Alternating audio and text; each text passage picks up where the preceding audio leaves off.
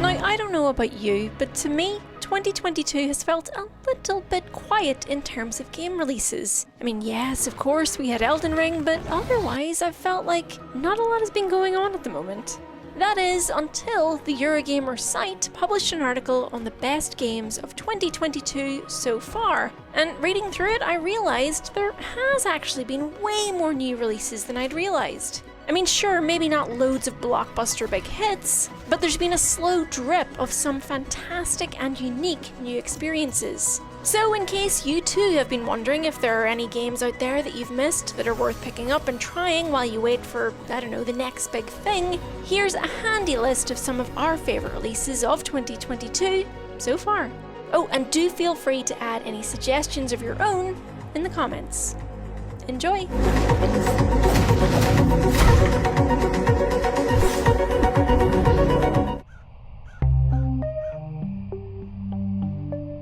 Norco, named after the real town in Norco, Louisiana, is a narrative point-and-click game that's about 6 hours in length, featuring beautiful pixel art, mystery, and very sharp writing. It's a deft exploration of capitalism, environmentalism, identity, and materialism. Our site review said that playing through Norco is completely and totally engrossing, and that it's striking, surprising, and novel. It's darkly wary of a future that sits on a knife edge, disdainful of the cynics, priest-like to the anxious. It's nothing less than extraordinarily beautiful. And just like the increasing number of games that want to go a little further than distracting us from these things and instead wrestle with them head on, it is mesmerizing. And you know, despite its heavy themes, there's a playful spirit to the game too, bouncing off its sharply political straight edge. Basically, if you're looking for an interesting story that is cleverly told, this is worth checking out.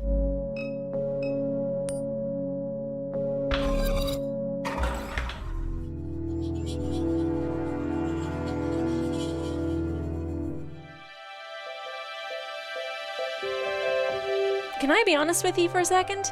I have never played a Kirby game, and I've never really felt the need to.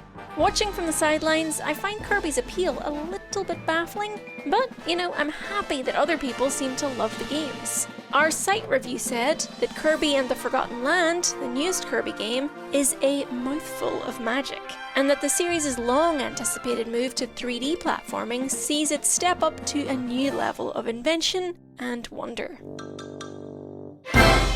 Kirby at its best, the review says, is a procession of new toys to tinker with, new mini-games to be distracted by, and new enemies to ingest so that you might take on their powers. They're bountiful things, the maximalist approach, a part of their magic. The many ideas and new abilities are never quite as fully rounded as in obvious analogue Super Mario Odyssey. The polish likewise isn't quite there, and neither is the frame rate, it's worth pointing out, with the action sitting at around 30 frames per second rather than the more fluid modern Marios. That all seems to be by the by though. Like its predecessors, Kirby and the Forgotten Land is an open-armed thing, the review says. And now more than ever before, it's a game that's for absolutely everyone. The move to 3D platforming, perhaps the most significant step forward in the series' history. This is an absolute hug of a game, and quite likely, Kirby's best outing yet. Well, you know, with a review that positive, it might be time to see what all the fuss over this adorable pink blob is all about.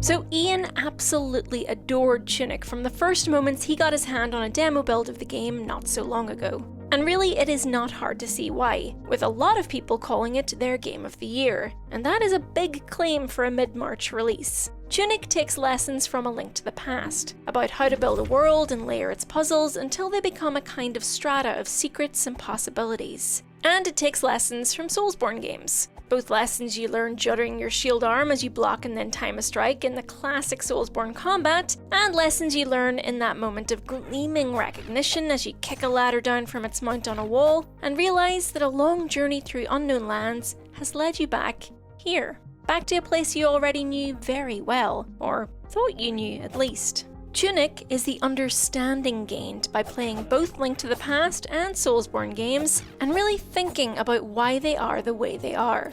How they create, as a magician might put it, their particular effects. Zelda and Souls and a few other games, to name them would be a spoiler, are used in Tunic almost as writing prompts, as a creative shove into new territory. This is a game that borrows, but it reworks what it borrows, in pretty magical ways. And then plus, you're an utterly adorable little fox, and honestly, what could be better than that?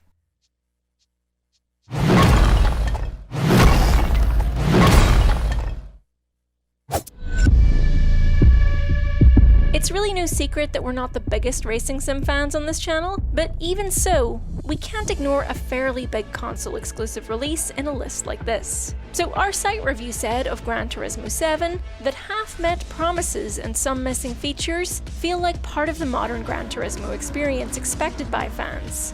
But for the first time in several ages, this feels like a Gran Turismo that's worthy of being a modern blockbuster. Its appeal breaking out well beyond cultish car nerds. It's a sumptuous, arrestingly gorgeous thing that most importantly retains its enthusiast's heart under the graphical showcase, and that does its level best to make a car enthusiast out of anyone in its orbit. Is it the king of driving games once more? The genre is now too broad and too varied to make such a statement, though Gran Turismo finds itself a neat slot alongside the likes of Assetto Corsa and iRacing, presenting accessible driving that looks simply staggering. Is it the best Gran Turismo to date? Of that, there is no real doubt.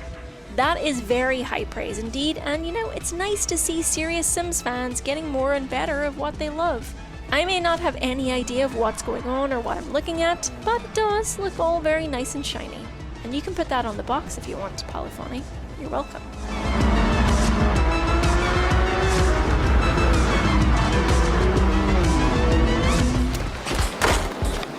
Ollie World is the latest entry in a gorgeous series of 2D skateboarding games. The basics here are much the same as before, but things have been elaborated on and advanced in deliciously fun ways. The first two Ollies were truly 2D affairs, scrapbook flat. Ollie World, meanwhile, kicks things into cel-shaded 3D, with wobbly, squishy, flappy characters embarking on a gorgeously silly adventure across cartoonish, ice cream-coloured landscapes. Now this is a skating game, and these games are always actually 2 games in 1. Ollie World is a case in point. At first, you just have to get to the end of each level, but then you want to advance trick through a ghost, don't you?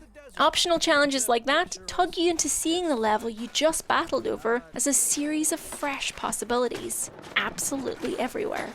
2 games in 1, a blend of platform hurdles that are fixed and that you need to ace, and then those gaps for self-expression and doing extra tricks and chains and grabs and manuals and spins for wild points. Oh, those gaps. Find them, create them, mind them. I mean, how can you not love this candy-coloured silliness? You have an army here? Oh, the peacekeepers. Seriously riling up the bazaar folks. I'll proceed with caution.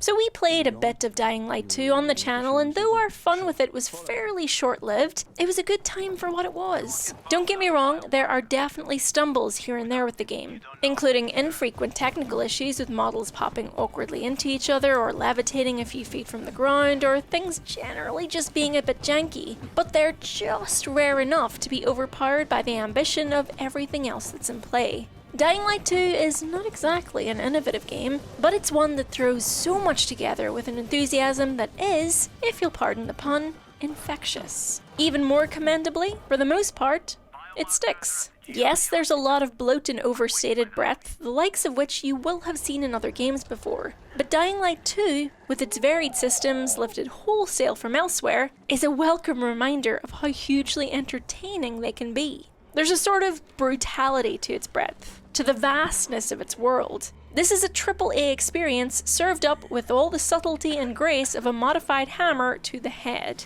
It is rarely elegant, but it is most definitely enjoyable. And even more so if you have some friends to enjoy it with. If this is the kind of vibe you're after, it is good for a weekend's worth of zombie crunching at the very least.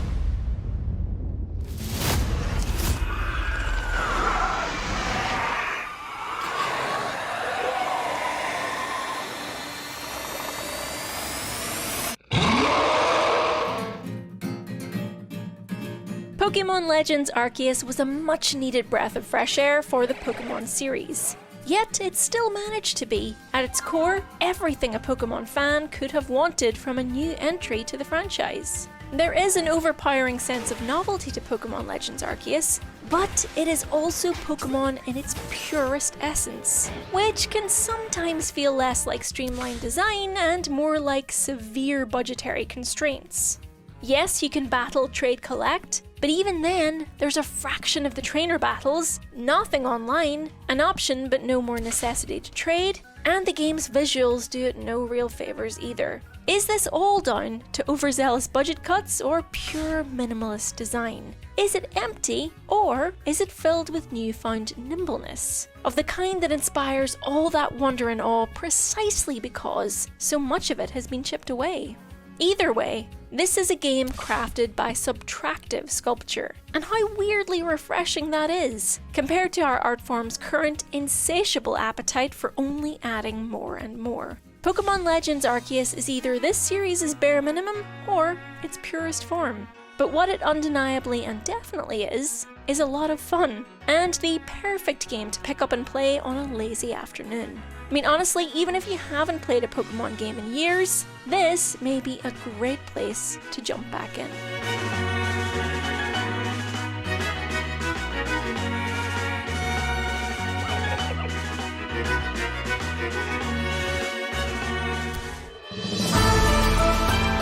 Vegante is, all told, the definition of a hidden gem, all about compactness and delicacy. Roguelikes are often sold to us as variety shows. They're also enjoyable for their sense of economy, the same parts unfolding into many fiendish combinations. And by that token, Vegante is an elaborate little Swiss Army knife. True, it doesn't have the raw chaos of Noita, in which a single teleport on damage unlock can carry you halfway through without you even touching the controls, nor does it have the personality and, let's be real, the sex appeal of Hades, or the conceptual ingenuity of Loop Hero. But thanks to its deceptive straightforwardness, Vegante feels easier to pick up than many of its peers. And yeah, its top-line details do not seem all that unique. Pixel art, check. Procedural generation, check. Choose how you play, tough but fair. RPG-style leveling, yep, they're all there. Yet, there's quiet ingenuity and innovation here that is well worth a look. It is a great one to pick up on Switch in particular.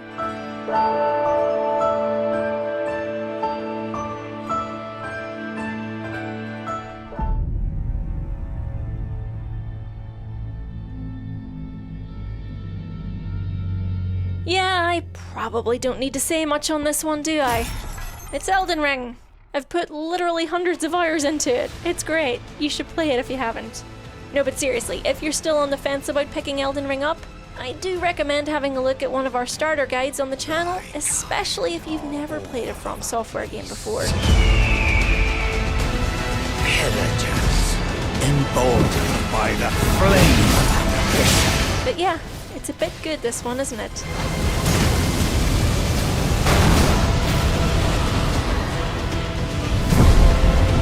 Champions, welcome! A celebration of war! Paragon Festival! So, those are our favourite games released so far in 2022. But, are there any that we've missed that you feel deserve a shout out? Let us know in the comments and we can keep adding to the list as the year progresses. And of course, subscribe to Eurogamer if you haven't already. We have got loads of videos like this one, we've got Let's Plays, we've got streams. Basically, there's a new video every single day, so you will always find something new to enjoy. Thanks for watching. Bye. Someone with a taste for brawn or trust. We'd make good mates, I reckon. I bid thee, travel the path of the Lord. And once all is done, We shall see each other